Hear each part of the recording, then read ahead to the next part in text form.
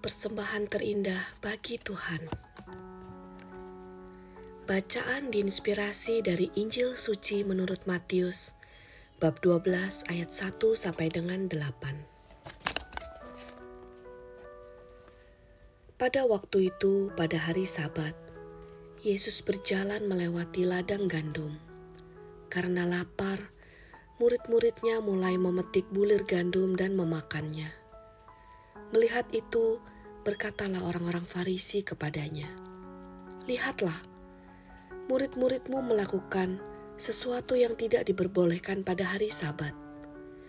Jawabnya kepada mereka, "Tidakkah kamu baca apa yang dilakukan Daud ketika ia dan orang-orang yang menyertainya lapar? Bagaimana ia masuk ke dalam rumah Allah dan bagaimana mereka makan roti sajian yang tidak boleh dimakan, baik oleh dia maupun oleh mereka yang menyertainya, kecuali oleh imam-imam? Atau tidakkah kamu baca dalam kitab Taurat bahwa pada hari-hari Sabat, imam-imam melanggar kekudusan Sabat di dalam bait Allah, namun tidak bersalah? Aku berkata kepadamu, di sini ada yang melebihi bait Allah. Sekiranya kamu mengerti maksud firman ini, yang ku kehendaki ialah belas kasihan dan bukan persembahan. Tentu kamu tidak menghukum orang yang tidak bersalah, sebab Anak Manusia adalah Tuan atas hari Sabat." Demikianlah sabda Tuhan. Terpujilah Kristus. Aku menikah secara dispensasi dengan suamiku yang beragama Buddha. Sewaktu mengurus persyaratan pernikahan, aku cukup stres karena ketua lingkunganku tidak mau menandatangani surat pengantar. Menurutnya, aku tidak aktif di lingkungan, tidak pernah berkontribusi, sehingga tidak layak menerima hak sebagai umat. Setiap sore aku menunggu ketua lingkunganku yang adalah tetanggaku sendiri untuk berbicara.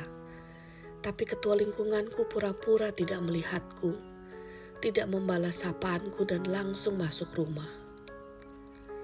Aku berusaha menyemangati diriku sendiri untuk tidak menyerah. Keluarga calon suamiku semua beragama Buddha. Orang tuanya, 4 orang kakak, dan pasangannya. Akhirnya mereka menerima pernikahan akan diselenggarakan di gereja Katolik adalah bukti penyertaan Tuhan bagiku dalam proses pernikahan ini. Syukur pada Allah, mendekati batas waktu yang ditentukan, akhirnya ketua lingkunganku bersedia memberikan tanda tangannya. Dan kami pun bisa menikah di gereja Katolik. Bacaan hari ini menceritakan orang-orang Farisi mengecam para murid Yesus yang memetik bulir gandum dan memakannya di hari Sabat. Menurut orang Farisi itu dianggap bekerja dan melanggar aturan Sabat. Dalam bahasa Ibrani, Syabat berarti hari istirahat atau berhenti dari melakukan berbagai macam pekerjaan. Tapi bagi orang Yahudi, hari Sabat adalah hari yang sakral karena merupakan hari untuk memperingati perbudakan di Mesir dan karya besar Tuhan.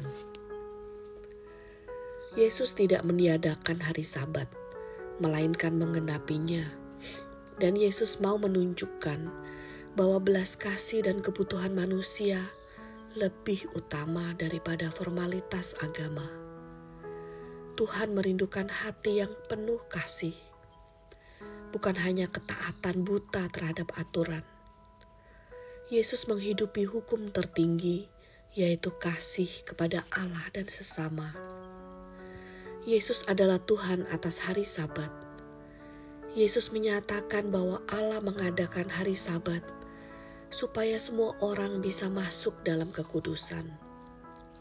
Pengalamanku dan pesan sabda Tuhan ini membuatku terus berusaha untuk tidak menjadi batu sandungan bagi orang-orang di sekitarku, berusaha untuk selalu mengedepankan kasih. Marilah kita selalu mengutamakan kasih dalam segala hal dan mempersembahkan hidup kita yang penuh kasih sebagai persembahan terindah bagi Tuhan. Marilah berdoa. Tuhan Yesus Juru Selamatku, terima kasih atas penyertaan-Mu dalam hidupku. Di saat aku tidak mengerti dan menyadari penyertaan-Mu, Engkau tetap selalu menyertaiku. Tuhan, tolong berilah aku kerendahan hati dan menyadari bahwa aku hanyalah perpanjangan tangan-Mu di dunia ini. Sehingga apapun yang kulakukan haruslah mengutamakan kasih, seperti Engkau yang adalah kasih itu sendiri. Tolong berilah aku kepekaan dan hikmat Tuhan untuk bisa selalu membagikan kasih kepada semua orang setiap saat, sehingga aku bisa memberikan persembahan diriku yang penuh kasih sebagai persembahan terindah bagi-Mu. Semua doa ini kupanjatkan dalam nama Bapa, Putra, dan Roh Kudus. Amin.